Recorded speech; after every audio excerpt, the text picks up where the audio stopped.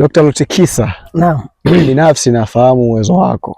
Sawa sawa. Lakini pia kuna watu wanatamani kujua uwezo wako. Ndio. Nafikiri ulishia kuniambia siku moja kwamba utawadhihirishia watu uwezo wako. Sawa kabisa. Na mimi leo nimekuja nije kuona huo uwezo wako na watu wadhihirishie uwezo wako.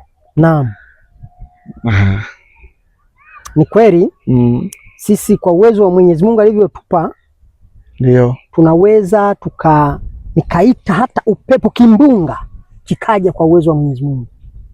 Basi na ukashuhudia hapa hapa, kwa sababu ni vitu Mungu ameshatupa. Mungu hawezi kawapa watu wote, anawapa miongoni mwa wachache, miongoni mwa wengi. Kama ukipenda tunaweza tukakiita hapa. Kweli kabisa kabisa. Natamani nione kwa kitu. Basi wewe tulia, mimi nitakiita. Sawa.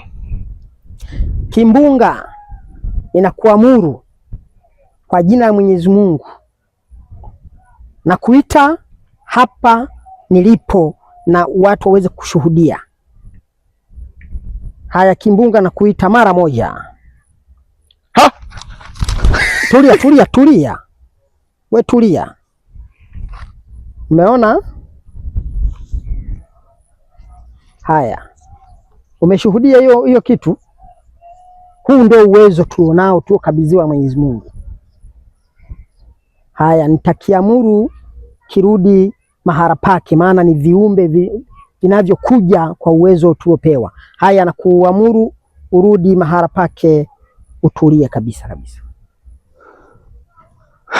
Umeona hii kitu? Sasa haya mambo unaweza, kama unanihitaji, kama unahitaji huduma, kwa sababu hivi ni vitu vinavyohitaji watu mbalimbali.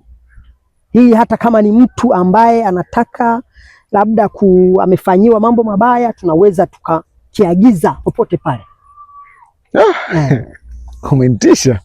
Wala usiogope, ni mambo yapo na yataendelea kuwepo.